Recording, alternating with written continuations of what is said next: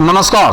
आज हम बात करते हैं आकाश यादव जी से और बिहार के राजनीतिक युवा शक्ति की बात करते हैं। आरजेडी में इनकी राजनीतिक कार्यकाल शुरुआत हुआ और अब राष्ट्रीय लोक जनशक्ति पार्टी में युवा संगठन संभाल रहे हैं पूरे बिहार को, और चेहरे से उम्र से हर मामले में आपको युवा नज़र आ रहे हैं और बड़ी जिम्मेदारी इनको मिला है। और केंद्रीय मंत्री पशुपति पारस का आशीर्वाद इनको मिला है। आरजेडी में थे और आरजेडी में भी बड़ी जिम्मेदारी इनके पास थी, लेकिन अब नई पारी के साथ बिहार में इनकी शुरुआत हो रही है। पहले झंडा इनका हरा होता था और लालटेन छाप होता था, अब सिलाई मशीन होगा। और उस पार्टी से ये जुड़े हैं जिनके 6 लोकसभा और 1 राज्यसभा सांसद हुआ करते थे। फिलहाल इनके पार्टी में 5 लोकसभा सांसद हैं और 1 कैबिनेट मिनिस्टर हैं, और सबके सब बिहार से हैं।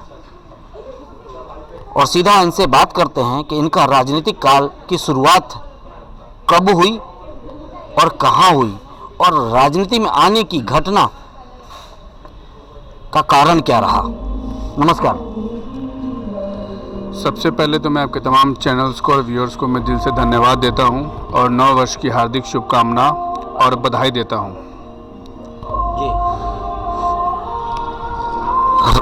आपने राजनीति में आने की क्यों सोचा?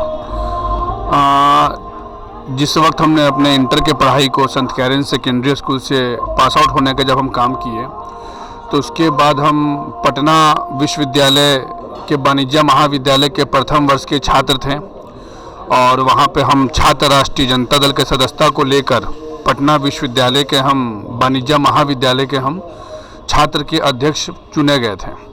तो उस वक्त से हमारी राजनीति की शुरुआत हुई, और उसके बाद 2015 विधानसभा चुनाव के बाद मुझे पटना महानगर का अध्यक्ष बनाया गया छात्र राजद का, और उसके 2 साल के बाद मुझे छात्र राजद का बिहार प्रदेश अध्यक्ष 31 दिसंबर को हमें सौंपने का काम किया गया था।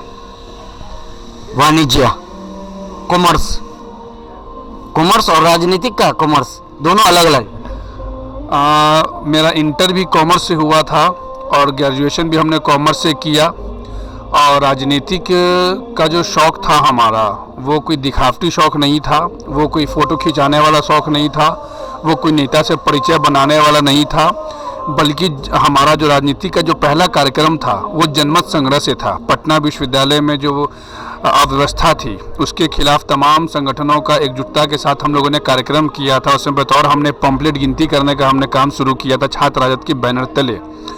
और उसके बाद जब राजनीति के मैदान में जब मुझे सीखने का मौका मिला राष्ट्रीय जनता दल के बैनर तले, तो हमने बखूबी एक पढ़ाई के तरह जैसे मैंने कॉमर्स को सीखा, जैसे मैंने कॉमर्स की पढ़ाई किया, वैसे मैंने राजनीति को भी हमने धीरे धीरे करके सीखने का काम कर आज भी सीख ही रहे हैं।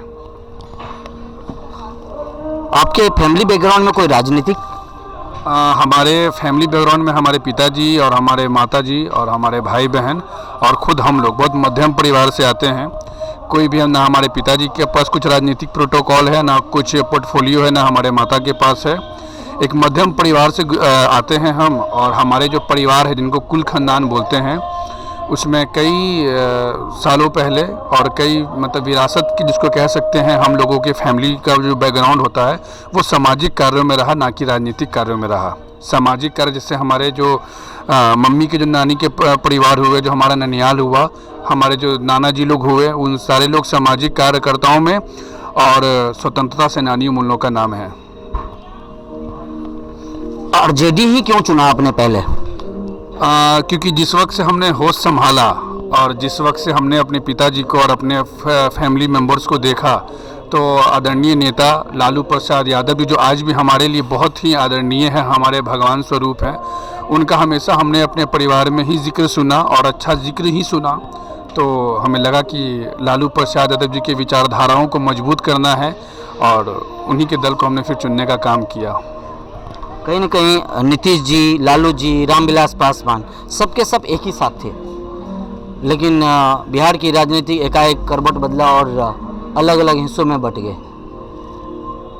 और अब उसी पार्टी में अब आरजेडी के बाद आप उसी का हिस्सा रामविलास पासवान की पार्टी, वो भी अब दो टुकड़ों में बंटने के बाद आपको वहाँ मौका मिला।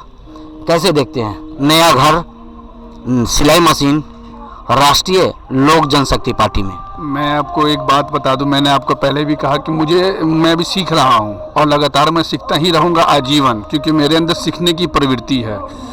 तो जिस वक्त मैंने राष्ट्रीय जनता दल का सदस्यता को लेकर आगे हम बढ़े, तो जैसे जैसे हम आगे बढ़े हमने बिहार के हर एक नेताओं के बारे में जानना शुरू किया, हर एक नेताओं को प्रैक्टिकली देखना शुरू किया, हर एक नेता को प्रैक्टिकली अनुभव करना शुरू किया, ना कि किताबी ज्ञान से। और इसी कड़ी में आदरणीय लालू प्रसाद यादव जी हों, बिहार के माननीय मुख्यमंत्री नीतीश कुमार जी हों, स्वर्गीय रामविलास पासवान जी हों, सुशील कुमार मोदी जी हों, समेत तमाम जो बिहार के नेता हैं और हमारे जो बिहार के जो धरोहर रहे हैं, जननायक लोकनायक कर्पूरी ठाकुर, जननायक हमारे कर्पूरी ठाकुर जी, लोकनायक जयप्रकाश नारायण जी, तो इन तमाम लोगों के विषय में हमने जा हमने जानकारी लिया। और छात्र राष्ट्रीय जनता दल के बैनर तले हमने पटना से सिताब दियारा, जो बहुत सारे कम लोगों को पता होगा कि जेपी का गांव सिताब दियारा रहा है, हमने पटना से सिताब दियारा तक पद यात्रा करने का काम किया। और 2019 के लोकसभा के भी बीच में मेरे राजनीतिक जीवन में उतार चढ़ाव आया था। उस वक्त भी मुझे पार्टी से हटाकर दूसरे किसी को बनाया गया था, तो उस वक्त मैंने जेपी ब्रिगेड बनाया था। और जेपी ब्रिगेड के बैनर तले हमने चमकी बुखार के काल में हमने मुजफ्फरपुर के कई गांवों में जाकर हमने ORS का वितरण और हमने ब्लीचिंग पाउडर का छिड़काव करके साफ़ सुथरा अभियान को हम लोगों ने शुरुआत करने का काम किया था। फिर इसी बीच हमें राष्ट्रीय जनता दल से जो वर्तमान के हसनपुर के विधायक हैं और पूर्व स्वास्थ्य मंत्री श्री तेज प्रताप यादव भैया का संदेश आया सोशल मीडिया के माध्यम से कि आप वापस आ जाओ, आपकी ज़रूरत है, तेजस्वी यादव को मुख्यमंत्री बनाना है। तो हमें लगा कि इतने बड़े ओहदे वाले व्यक्ति अगर हमें बुला रहे, अगर उनको हमारी ज़रूरत है, क्योंकि हम लोग ज़रूरत वाले लोग हैं, कार्यकर्ता हैं, अगर आपको भी हमारी ज़रूरत होगी तो मैं सब कुछ भूल कर मैं आपकी ज़रूरत को मैं खड़ा रहूँगा। तो मैंने सब चीज़ छोड़कर मैंने फिर से राजद में मैंने जाने का काम किया 2019 के समय में। और 2020 के बिहार विधानसभा के चुनाव तक हम हसनपुर विधानसभा में, जहां से माननीय तेज प्रताप यादव चुनाव लड़ रहे थे, वहां तन मन और धन से और रात दिन मेहनत कर हम लोगों ने पूरी ईमानदारी के साथ चुनाव में जाने का काम किया। और वहां से एक पॉजिटिव रिजल्ट देकर तेज प्रताप यादव भैया वहां से विधायक बने। और उसके बाद फिर हमारे साथ ये राजनीतिक जो हुआ, आपके सामने में जो घटनाक्रम हुआ, ये मेरे सामने हुआ। तो इस जो घटनाक्रम हमारे साथ हुआ, बुलाने के बाद फिर हटाया गया, चुनाव होने के बाद मुझे हटाया गया, तो इस घटनाक्रम से मुझे बहुत कुछ सीखने को मिला। मैं इसे अपने जीवन का एक बहुत सुनहरा पल मानता हूँ कि मुझे इस लायक समझा गया कि मुझे भी मेरे साथ भी राजनीति करने का और राजनीतिक होने का। मतलब है कि राजनेता के साथ जहाँ अतिक्रम हो, हाँ, उनके साथ उठा पटक हो, इसका मतलब है कि आप, मैं उस काबिल हूँ राजनीति के सारे हाँ, मेरे लिए मैं आपको आज ही बता देता हूँ, मेरी वो औकात नहीं है, मेरी वो हैसियत नहीं है कि मैं किसी भी बड़े नेता जो राजनेता हैं, मैं उनके खिलाफ टिप्पा टिप्पणी या उनको लेकर कोई अभद्रता मैं नहीं कर सकता। मेरे लिए आज भी राष्ट्रीय जनता दल के तमाम कार्यकर्ता जो गांव स्तर पे, पंचायत स्तर पे, सामाजिक स्तर पे जनता के बीच में हैं, मैं उनका सम्मान आज भी करता हूं और उनसे एक भाईचारे वाला रिश्ता मैं आज भी रखता हूं। और जहां तक बात रह गई कि आपने बात किया जो पार्टी टूट रही है, सिलाई मशीन, नया घर कैसा लगा हो, तो मेरे लिए बहुत वो जो वक्त था, आप भी थे दिल्ली में, तो मैं उस वक्त में वर्तमान के केंद्रीय मंत्री और राष्ट्रीय लोक जनशक्ति पार्टी के राष्ट्रीय अध्यक्ष माननीय श्री पशुपति कुमार पारस चाचा जी को मैं आज के समय में मैं भगवान मानता हूं। भगवान में इसलिए मानता हूं कि जिस लड़के का राजनीतिक जीवन खत्म करने का प्रयास किया गया, जिस लड़के के 8 साल के मेहनत को सड़क पर नीलाम करने का काम किया गया, उस धक्के खाए हुए, ठोकर खाए हुए लड़का को अगर किसी व्यक्ति ने अगर हमारे दर्द को, हमारे पीड़ा को समझने का काम किया तो वो व्यक्ति मेरे लिए भगवान कहलाएगा। और मेरे दर्द को, मेरे पीड़ा को हमारे नेता आदरणीय श्री पशुपति कुमार पारस चाचा जी ने समझा और हमें प्रदेश का राजनीति से उठाकर मुझे पूरे देश का राष्ट्रीय अध्यक्ष, राष्ट्रीय लोक जनशक्ति पार्टी का छात्र का अध्यक्ष राष्ट्रीय मुझे बनाने का काम किया। तो वो आजीवन मेरे लिए वो भगवान के ही रूप में होंगे, क्योंकि उन्होंने मुझे मेरे बुरे वक्त में मेरा हाथ पकड़ कर मुझे हिम्मत दे के मुझे नया प्लेटफॉर्म देने का काम किया। कब तक बने रहेंगे? देखिए, कब तक का तो मुझे ये भी नहीं पता कि मैं ज़िंदा कब तक रहूँगा, सांसें कब तक चलेंगी, लेकिन जब तक सांसें चल रही है, अपने अच्छे व्यवहारों से, अपने अच्छे कार्यकाल से और अपने मधुर वाणी से और सकारात्मक सोच के साथ, हमें लगता है कि जहाँ सकारात्मक सोच की पूजा होगी वहाँ सकारात्मक लोग जरूर रहेंगे। बिहार जाति राजनीति की नींव होती है, समीकरण जाति से शुरू होता है। आप यादव फैमिली से आते हैं। बिहार में यादव, कुर्मी, कुशवाहा सभी कम्युनिटी के लोग हैं। अब जाति समीकरण की बात की जा रही है। जदयू की तरफ से कहा जा रहा है कि जाति समीकरण तब तक हम इसकी लड़ाई लड़ेंगे। उपेंद्र कुशवाहा कहना है कि हर स्तर पर हम लड़ाई लड़ेंगे और किसी भी हद तक जाएंगे, लेकिन बिहार में जाति समीकरण और जाति जो समीक्षा होना है, जो सर्वे होना है, उसको हम करके रहेंगे। देखिए, पहला नंबर मैं आपको एक बात स्पष्ट कर दूं कि हम लोग युवा हैं, छात्र हैं, नौजवान हैं। भूख जाति नहीं पूछती, आपकी बेरोजगारी जाति नहीं पूछती, आपकी परेशानियां जाति नहीं पूछती, सड़क पे इलाज के अभाव में तड़पता हुआ व्यक्ति जाति नहीं पूछती। तो हमारा जो राजनीतिक जो हमारा करने का तरीका है वो लोगों के समस्याओं से लड़ने का है, किसी जाति से लड़ने का नहीं है। अगर हम यादव हैं और मेरे सामने वाला अगर यादव है और वो अगर किसी के साथ अगर मिसबिहेव करता है, वो अगर किसी को पीड़ा पहुंचाता है, तो मैं उसे कभी भी माफ़ नहीं कर सकता, चाहे वो यादव हो, चाहे वो कोई भी हो। और अगर सामने वाला अगर भूमियार समुदाय का हो और वो किसी भूखे को खाना दे रहा हो, किसी पीड़ित महिला को न्याय दिला रहा हो, किसी गरीबों को इलाज में मदद कर रहा हो, तो मैं उसको उतना ही सम्मान दूंगा मैं जितना मैं अपने सम्मान अपने माता पिता को देता हूँ, अपने भगवान को देता हूँ। आपसे एक और सवाल हमारा है कि राजनीतिक जाति समीकरण को लेकर के केंद्र सरकार प्रधानमंत्री से बिहार के सभी पार्टी के लोग मिलने गए थे कि एक सर्वे होनी चाहिए कि किस जाति के कितने लोग हैं। इसको आप कैसे देखते हैं? इसके समर्थन में जाएंगे या आप न्यूट्रल रहेंगे या विरोध करेंगे? आप क्या सोचते हैं? आप युवा हैं, पढ़े लिखे युवा हैं और बिहार की राजनीति बहुत सारी घटनाक्रम घूमता है और चुनाव के समय आते आते राजनीति पे आधारित हो जाता है, सारा विकास सब कुछ एक तरफ हो जाता है। आप युवा हैं, पढ़े लिखे हैं, आप कैसे देखते हैं इसको? देखिए, मैं सबसे जो मेरा पहला प्रयास रहता है कि जब भी चुनाव हो, पंचायत स्तर का ही क्यों ना हो, वार्ड स्तर का क्यों ना हो, विधानसभा स्तर का क्यों ना हो या लोकसभा स्तर का क्यों ना हो, जनता जब वोट करे तो जनता वोट किस बेसिस पे करे, वो बेसिक, वो ग्राउंड बताना हम युवाओं का काम है। जब हम क्षेत्र में जब हसनपुर जो समस्तीपुर जिला का, समस्तीपुर जिला हमारा ननिहाल भी है, और समस्तीपुर जिला के हसनपुर विधानसभा जो हुआ वो हमारे लिए एक राजनीतिक शिक्षा का केंद्र, यहाँ से मुझे राजनीति बहुत कुछ सीखने को मिला, लोगों से रूबरू होने का मौका मिला, लोगों का प्यार, आशीर्वाद, हर तरीके की चीज़ों का सामना करने का मौका मिला। तो जो जाति जो राजनीतिक है, स्वाभाविक सी बात है कि जो जाति की राजनीति कर कर अभी तक आए हैं वो जाति की बात करेंगे, वो उनका मर्जी है। लेकिन हम जाति की बात करके सदन में नहीं जाएंगे। हम सदन में जाएंगे या हम अपनी राजनीति को आगे बढ़ाएंगे, वो मुद्दा हमारा विकास होगा, वो मुद्दा हमारा युवाओं को रोजगार का होगा, वो मुद्दा हमारा बेहतर स्वास्थ्य व्यवस्था होगा, वो मुद्दा हमारा बेहतर शिक्षा व्यवस्था होगा, वो जो मुद्दा हमारा होगा वो युवाओं का एक प्रगतिशील, जिसको विकास कह सकते हैं आपके, कि युवा सुख शांति समृद्धि से अपने परिवार में जीवन को गुजारे, वो हमारा होगा। जाति का मैंने आपको स्पष्ट पहले कर दिया कि जाति से हमें उतना कुछ खास मतलब ही नहीं है। जाति अगर मतलब होता तब मैं जाति की बात करता और जाति की किसी भी चीज़ों में मैं बात करता। मुझे जाति से कुछ लेना देना है ही नहीं। विकास चाहिए, जाति से ऊपर उठकर बिहार में एक नई शुरुआत करेंगे।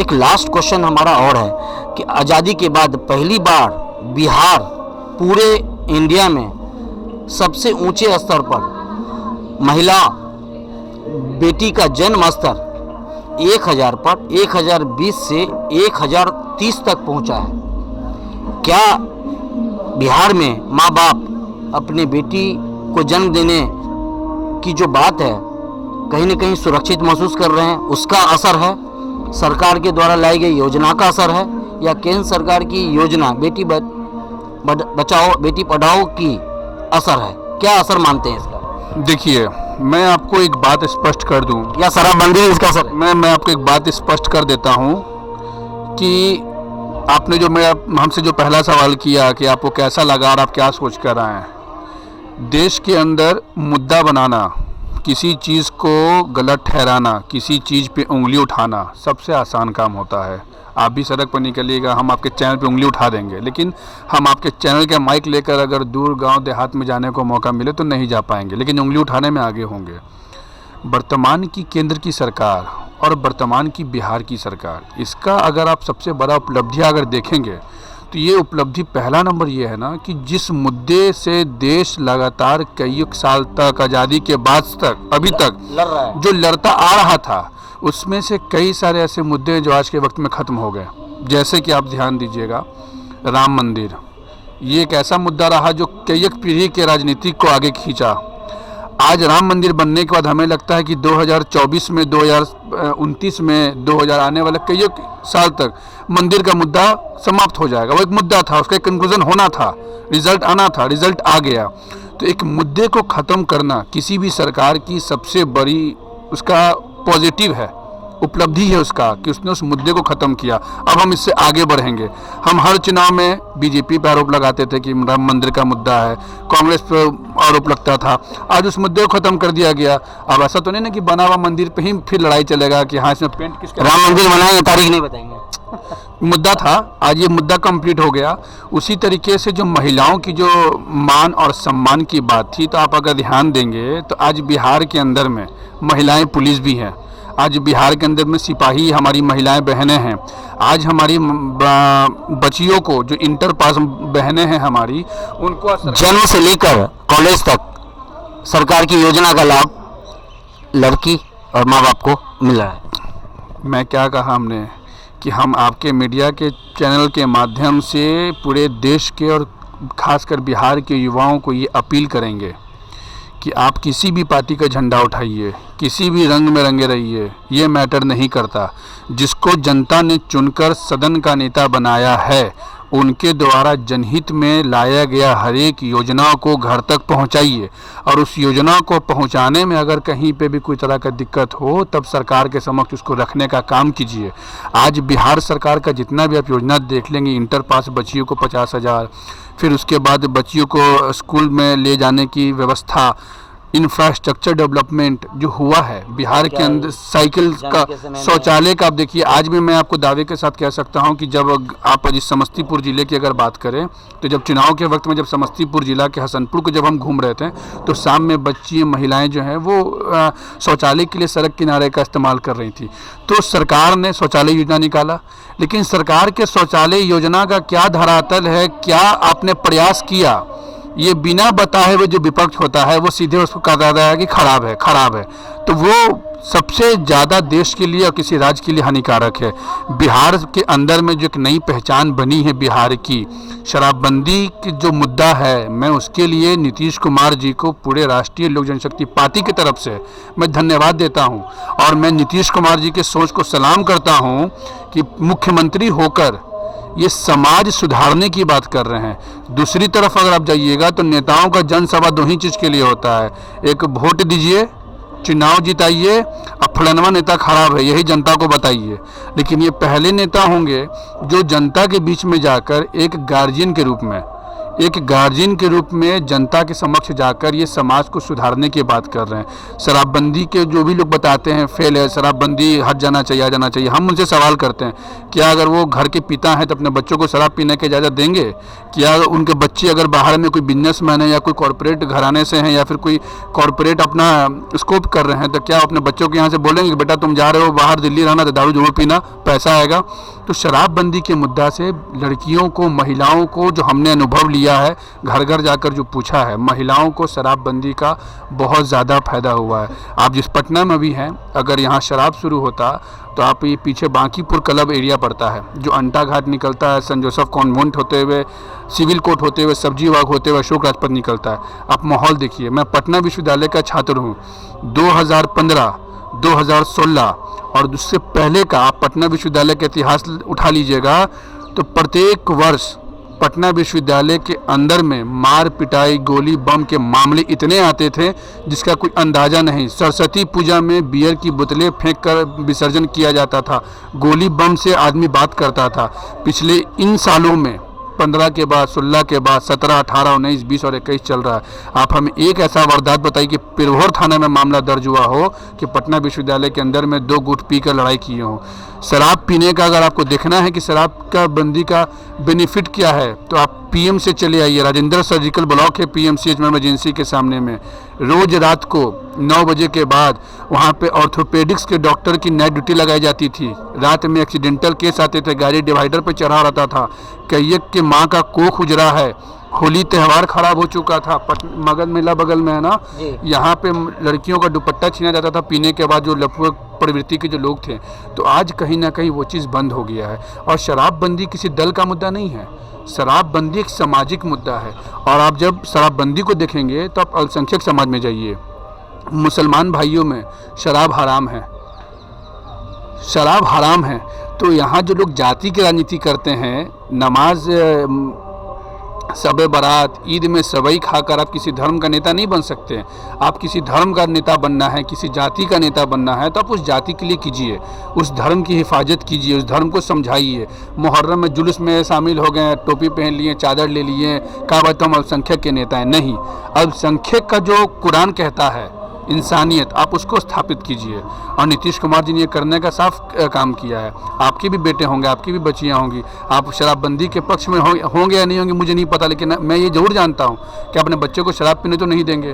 तो एक गार्जियन के रूप में नीतीश कुमार जी ने, बिहार के माननीय मुख्यमंत्री ने बिहार के हित में कदम उठाया है, फैसला उठाया है। क्या मुनाफा है, क्या नुकसान, इससे हमें कोई मतलब नहीं है। अगर घर सुधारने के लिए अगर हमें लॉस झेलना पड़ेगा तो लॉस भी झेलेंगे, लेकिन अपने घर को जरूर सुधारेंगे। घर को सुधारेंगे, अपने घर को सुधारेंगे। और हम अगले सीरीज में राजनीतिक के आ अक्षर से शुरू करेंगे। आज पहली शुरुआत हमने अ से शुरू किया था और अगला अक्षर हमारा इनके साथ आ का शुरू होगा। और लास्ट में इनसे बिहार के युवा, बिहार के लिए एक मैसेज बिहारी लैंग्वेज में हम चाहेंगे कि बिहार के युवा के लिए एक मैसेज दें कि बिहार था और बिहार आज है में क्या फ़र्क है। देखिए, बिहार आजीवन रहेगा और आजीवन था और आजीवन है। फ़र्क बस इतना है, देसी में फ़र्क बस इतना है कि जितने भी बिहार के अंदर में ये लोग जो परिवार के उपजे हुए जो लोग हैं, जिनके पास पिता का नाम है, अपना कोई आधार नहीं है, राजनीति जो अपने पेशा के लिए कर रहे हैं, राजनीति जो पैसा के लिए कर रहे हैं, और राजनीति को जो एक वीआईपी कल्चर में तब्दील करने वाले लोग हैं, इनके वजह से बिहार की छवि खराब हुई है। बिहार की छवि लोकनायक जयप्रकाश नारायण, चाणक्य, कर्पूरी ठाकुर, स्वर्गीय रामविलास पासवान जी, मैं यहाँ तक मैं आपको कह रहा हूँ आदरणीय श्री लालू प्रसाद यादव जी भी इसमें बहुत आगे हैं। उन्होंने बिहार को आगे बढ़ाया है, बिहार को विश्वविद्यालय भी दिया है, बिहार को स्वास्थ्य की व्यवस्था भी दिया है। लेकिन ये जो पिछले दिनों और ये जो अभी जो युवाओं का जो बिहार बना, बिहार भी नौजवान हुआ है, बिहार तो भी युवा एज में आया है, बिहार तो भी युवा अवस्था में आया है। ये जो युवा अवस्था को और युवा बिहार को जो नेतृत्व करने वाले कुछ गलत लोग जो फ्रंट पे आ गए हैं ना, इनके वजह से थोड़ा बिहार बदनाम हुआ है। लेकिन बिहार के मैसेज क्या है युवा के लिए? में युवाओं के लिए हमारा एक ही संदेश है कि आप सिर्फ और सिर्फ एक ही चीज़ हमेशा दिमाग में अपने आप को सोच कर करें कि आपको किसी का गुलाम नहीं बनना है। आप युवा हैं, गुलाम मत बनना। आप युवा हो, अपने सोच को धरातल पर जरूर रखना। आप युवा हो, किसी के आगे मत झुकना। आप युवा हो, बिहार के बारे में सोचना, ना कि किसी को मुख्यमंत्री या किसी को विधायक बनाने के बारे में सोचना।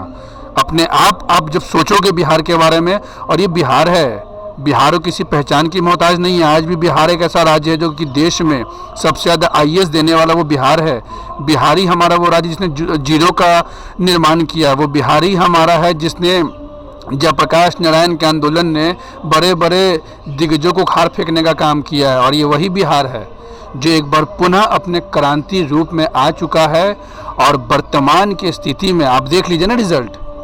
बिहार के माननीय मुख्यमंत्री नीतीश कुमार जी ने बिहार के अंदर में जाति की राजनीति को तो समाप्त किया, कुर्मी कम्युनिटी से बिलोंग करते हैं, और आज बिहार के अंदर में सबसे लंबा मुख्यमंत्री रहने का काम उन्होंने किया।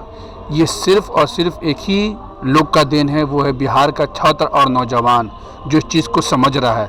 और बिहार के युवाओं से भी अपील है कि आप किसी दल में रहे, उससे हमें मतलब नहीं है, लेकिन अपने नेता से ज़रूर पूछें कि हम अगर आपका झंडा उठा रहे हैं तो आपकी तरफ से हमको क्या मिल रहा है। ये जो बैठक होता है नेताओं का सेमिनार, उस सेमिनार में बिहार के विकास के बारे में उनको क्या सीख मिलता है। जब कभी कोई पार्टी की बैठक हो तो उसमें आप कभी जाइएगा न्यूज़ लेकर अपना, और उसमें आप पूछिएगा कि बाबू तुम्हारे नेता तुमको अंदर में क्या सिखा कर भेजे हैं, तो बाहर निकल के बोलेगा नीतीश कुमार मुर्दाबाद, राहुल गांधी मुर्दाबाद, फलाना सिंह जिंदाबाद, फलाना आदमी मुर्दाबाद। ये नहीं होना चाहिए। अगर आप युवाओं को छात्र का बैठक करा रहे हैं तो उनको इंफ्रास्ट्रक्चर का डेवलपमेंट का दीजिए ना जानकारी कि बिहार में ये होना चाहिए, बिहार में ये आना चाहिए। सारे तो हैं, कितने युवा नेता को आप अभी तक सुने हैं जो कि अपने पिताजी के दम पे हो, पिताजी के नाम पे जो बिहार के विकास कर। मैं 5 बात बता दें, बताएंगे क्या? बेरोजगारी बहुत है, बेरोजगारी बहुत है, नौकरी खा गया, प्राइवेटाइजेशन हो गया। अरे भाई, जिस शिक्षा व्यवस्था को बदलने की बात, अब क्या बदलोगे शिक्षा व्यवस्था को? टीचर जो होते हैं शिक्षक बहाली में, यहाँ पे सरकारी स्कूल में बच्चों के पढ़ने की होड़ नहीं है, जैसी हो सेंट जोसेफ कॉन्वेंट में, सेंट माइकल्स में, सेंट जेवियर्स में। लेकिन सरकारी स्कूल का टीचर बनने का होड़ ऐसा है, समझिए कि अंदर में रहता मंदिर में भोला हुआ को जल ढारने के बराबर में। तो वहाँ जब पढ़ाई नहीं हो रही है तो फिर शिक्षक इतने मतलब एग्रेसिव में मुद्दे को क्यों बना रहे हैं? किसी भी तरह आप, ये आपके सामने की बात है ना। आप खुद देख लीजिए ना। बिहार के अंदर में विपक्ष कहता है कि शिक्षा खत्म हो गया, तो शिक्षा खत्म कहाँ से हुआ? नीतीश कुमार जी ने पूरे बिहार के पंचायत स्तर में मध्य विद्यालय और प्राथमिक विद्यालय बनवाने का काम किया। ये डेटा बेस्ड बात है। जब विद्यालय के अंदर में छात्रों की उपस्थिति जब तक नहीं होगी तब तक बेहतर शिक्षकों की उपस्थिति नहीं होगी। जब पढ़ने वाले नहीं होंगे तो फिर पढ़ाने वालों को मन लगेगा नहीं। तो इस व्यवस्था को बदलने के लिए एक नई सोच को आगे आना पड़ेगा, एक नई सोच लेकर आना है। और हम अगले अंक में बिहार की शिक्षा व्यवस्था पे बात करेंगे। मैं भी पटना वाणिज्य का स्टूडेंट रहा हूँ, कॉमर्स का स्टूडेंट रहा हूँ। मैंने देखा है कि रात में पुलिस आती थी और छात्रों को उठा के ले जाती थी, क्योंकि बम, फटाके, गोली, पिस्टल काफ़ी मात्रा में देखे जाते थे। शेष अगले अंक में, और आज पूरा हमने किया है, आ वाले इंटरव्यू में हम एजुकेशन पर बात करेंगे, युवा सोच की बात करेंगे और क्या बदला है राबड़ी लालू जी के कार्यकाल और नीतीश के 16 साल में। और हमारे साथ युवा नेता हैं और एक लास्ट परिचय उनके परिवार से लेते हैं, उनके पिताजी का नाम और उनका बचपन कहाँ हुआ। पिताजी का नाम? हमारे पिताजी का नाम श्री मनोज कुमार यादव हुआ, और हम पटना के अशोक राजपथ लंगरटोली चौराहा हमारा जन्म स्थान हुआ। पटना ही में जन्म लिए हैं और सेंट जोसेफ में हम क्लास 7 तक पढ़ें, फिर रज़ा हाई स्कूल में पढ़ें, फिर 10th वहाँ से पास करने के बाद हम इंटर अपना 12th 11th 12th हम संत कैरन से किए। और पटना यूनिवर्सिटी के वाणिज्य में कॉमर्स के स्टूडेंट थे हम।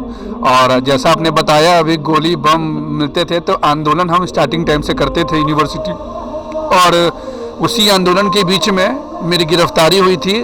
पटना विश्वविद्यालय में छात्र था उस वक्त, लेकिन माननीय मुख्यमंत्री नीतीश कुमार जी और शरद यादव जी का प्रकरण हुआ था।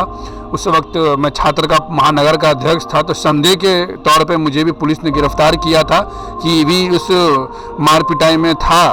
तो उसी से वक्त मेरा परीक्षा छूटा और ग्रेजुएशन के लास्ट ईयर के बाद से मैंने जो चुनाव में और राजनीति में मैं रमा, तो फिर मैं दोबारा उस तरफ नहीं जाकर मैं सीधे राजनीति ही में मैं रमता चला गया और लगातार आज मैं पॉलिटिक्स में हूँ। और इस बात का मुझे खुशी है कि मैंने आज तक नकली जाली सर्टिफिकेट अपनी जगह पे किसी दूसरे छात्र को नहीं, क्योंकि मैं तो पटना विश्वविद्यालय का और आप भी पटना विश्वविद्यालय के हैं, आप भी जान रहे होंगे कि अगर हम एग्ज़ाम कैसे बड़े बड़े लोग पास करते हैं और जिनका पॉलिटिकल सपोर्ट हो उनका क्या कहना है। तो हमने कभी भी फर्जीवाड़ा का और गलत डिग्री का और गलत तरीके का परीक्षा प्रणाली का सपोर्ट नहीं करते हुए हमने बस लास्ट वाणिज्य महाविद्यालय तक हमने किया और उसके बाद हमने 24 घंटा 365 दिन अपने आप को राजनीतिक में हमने ढाल लिया, जिसका देन है कि आज मैं इस मकाम पे हूँ कि आप भी हमसे इंटरव्यू लेने का काम कर रहे हैं। अब आप किस नाम से जाने जाएंगे? हम तो चाहते हैं कि हमारा नाम कोई भी हो और हम भी किसी का भी नाम लें, सम्मान पूर्वक लें। बड़ों के लिए हमेशा उनका बेटा उनका भाई बनकर रहें, लड़कियों के लिए सब जो भाई माने हमको, ये हमारा उपलब्धि हो कि लड़कियां हमें अपनी भाई माने और किसी के भी साथ हम रहें, हमारे बातों से हमारे व्यवहार से कोई दुखी ना हो और हम जितना सबको सम्मान दे उतना ही सम्मान हमको भी सबसे मिले। पार्टी का नाम लें और अपना नाम एक साथ। आकाश यादव, राष्ट्रीय अध्यक्ष, राष्ट्रीय लोक जनशक्ति पार्टी छात्र प्रकोष्ठ। पशुपति पारस। पशुपति कुमार पारस चाचा जी जो हुए वो उनका नाम तो छोड़ दीजिए, वो हमारे लिए भगवान के रूप में है। हमारे बुरे वक्त में, जिस वक्त हमें दुनिया में हमें जलील किया जा रहा था, हमारे भविष्य को ख़त्म किया जा रहा था, उस वक्त को मैं याद नहीं कर सकता कि वो पल क्या था कि जब रात की नींद ख़त्म हो गई थी, अचानक सब कुछ हुआ था और बहुत कुछ सीखने को मिला कि एक बूढ़े व्यक्ति ने, बुजुर्ग व्यक्ति ने, उन्होंने मुझे प्रदेश के अध्यक्ष से हटाया और दूसरे बुजुर्ग व्यक्ति ने एक सकारात्मक राजनीति का परिचय देते मुझे राष्ट्रीय अध्यक्ष बनाया। तो हम वैसे बुजुर्ग व्यक्ति का बहुत सम्मान करते हैं, बहुत उनका आदर करते हैं और वो आजीवन मेरे लिए वो भगवान रहेंगे। अगले अंक में हम एजुकेशन पे बात करेंगे, जगह प्रयास करेंगे कि यही हो और शिक्षा पे बात करेंगे और बिहार की एजुकेशन व्यवस्था पर बात करेंगे, क्या बदला है बिहार की शिक्षा। और हमारे साथ रहेंगे पशुपति पारस जी की पार्टी से युवा अध्यक्ष, नाम आप छात्र अध्यक्ष। अध्यक्ष वो शब्द निकला है, कुछ न कुछ है उसमें। और बिहार में अभी प्रिंस राज बिहार राज्य के अध्यक्ष हैं और ये नेशनल युवा अध्यक्ष हैं। अब मैं बार हाँ, तो अगले अंक में आपको बहुत कुछ देखने को मिलेगा। लगातार देखते रहिए दूर देहात न्यूज़, द वॉइस न्यूज़। ये दूर देहात हमारा एक प्रयास है कि शहरों की खबर तो गांवों तक पहुंच जाती है, TV channel, satellite, social media, विभिन्न प्लेटफॉर्मों पर, लेकिन हमारे देहाती क्षेत्र की जो सूचना है, जो खबरें हैं, वो शहर पहुँचे, ये मेरा प्रयास है। शायद लोग इसको उल्टा बोलें, लेकिन मैं उल्टा ही करना चाहता हूँ। मैं रवि नीरज पटना से और हमारे साथ युवा नेता है। नाम आपको हिट करना है, नाम आपको बड़ा करना है कि ये जाति से ऊपर उठकर बिहार को एक नई पहचान दे। आज के लिए इतना ही। नमस्कार, धन्यवाद। कोई मैसेज बोलेगा? सबसे पहले तो मैं बता दूं कि एक लंबे अरसे के बाद मैं कभी भी हमने पत्रकारिता को बहुत नज़दीक से देखा है, जर्नलिज्म लाइन को, लेकिन आपने जो ये बात को कही कि गांव के लोग तो इच्छुक होते हैं शहर की न्यूज़ को देखने में कि पटना में का हुआ, फलानवा जगह का होलई, का होई छै ना होई छै, लेकिन आपका जो प्रयास है गांव के समस्या को शहर के लोगों को दिखाना, ये काफ़ी ज़रूरत है, क्योंकि शहर में गांव के ही लोग बसते हैं। भारत का आत्मा आज भी गांव है। और हमारे दिनकर साहब ने कहा था अपने कविता में, मत ढूंढो भगवानों को, वो तो हैं खेतों में किसान है हमारे। जो हमारे किसान भाई हैं, उन्हीं के बच्चे हैं सब लोग जो पटना शहर को बसाते हैं। तो उनको मालूम होने चाहिए कि जो अपने पूर्वजों को गांव में छोड़कर, जो पटना में पटनिया बने हुए हैं, अपने पूर्वजों को छोड़कर जो शहरी बने हुए हैं, जीन्स मोजा में हैं, उनके पूर्वज जो धोती में थे, लाठी पकड़ के बैठते थे, किसान जो हल जोतते थे, जो महिलाएं जो शाम में 4 बजे धुआं कर खाना बनाती, वो किस अवस्था में है उसको दिखाने का आपने जो प्रयास किया है, पूरे छात्र राष्ट्रीय लोक जनशक्ति पार्टी की तरफ से आपके चैनल्स को बहुत धन्यवाद। और हमारा भी ये प्रयास होगा कि हमारे जितने भी कार्यकर्ता हों गांव कस्बों में पंचायतों में वो आपके चैनल का प्रमोशन ज़रूर करें, ताकि जो अभी जो पेड मीडिया है जो कुछ रुपए लेकर किसी को नेता बनाने के लिए निकल जाते हैं, जिसका कुछ सुनने का आधार नहीं है, जो कोई डिस्कशन नहीं। आपने मेरे साथ इतना देर बातें किया, आपके उस पूरे बात में समाज की बात थी, युवा सोच की बात थी, मुझे ये बहुत अच्छा लगा। वरना बाकी जो चैनल्स हैं वो किसी चौक चौराहे की बात नहीं करते हैं, वो हर किसी के घर और आंगन की बात करते हैं। तो हर किसी के पर्सनल घर और आंगन की बात करने वाले न्यूज़ चैनल का बहिष्कार करें। गांव कस्बों और चौराहों के समस्याओं को बात करने वाले दूर देहात न्यूज़ चैनल को सभी लोग लाइक करें, सब्सक्राइब करें और आगे बढ़ाने का काम करें। साथ में दही चूड़ा सामने है। आप देख सकते हैं कि अभी कोविड काल फिर से आ गया है। हम दही चूड़ा से ज़्यादा प्रयास करें कि दही चूड़ा वाले दिन जो अब लॉकडाउन का समय आया है, बहुत सारी समस्याओं का सामना करना पड़ेगा सरकार को भी, डेली रोज़ कमाने खाने वालों को भी। तो हम प्रयास करें कि दही चूड़ा भोज खाने वाले लोग जो हों वो खुद, तो दही चूड़ा तो हर के घर में बनेगा, लेकिन जो भोज दावत होता था उस दावत की जगह पे 4-5 तरह का मर मिठाई और दही चूड़ा तिलकुट की जगह पे कम से कम जितने गरीब लोग हैं उन तक कम से कम खाना पहुंचाए। तो दही चूड़ा के दिन हम लोग का पहला प्रयास होगा कि बिहार में जो कोविड काल शुरू हुआ है, माननीय मुख्यमंत्री का जो निर्णय आया है नाइट कर्फ्यू का, तो उस नाइट कर्फ्यू के अंदर जो लोग भूखे ना कोई सोएं, नाइट कर्फ्यू लगने से पहले हम लोग उन तक व्यवस्था पहुंचाए। ऐसा प्रयास हमारा मकर संक्रांति के शुभ अवसर पर होगा। एक नई सोच युवा, आपने देख लिया कि हर बार अगर कुछ क्वेश्चन छोड़ता हूँ तो एक झड़ी होती है अच्छी सोच की, विकास की। धन्यवाद, आज के लिए इतना ही। कैसा लगा? बहुत अच्छा लगा कि मैं उसी कॉलेज में पढ़ा जहाँ आप भी पढ़े। बीएन पांडे सर थे क्या? जी जी, है ना, हाँ। मेरे पापा भी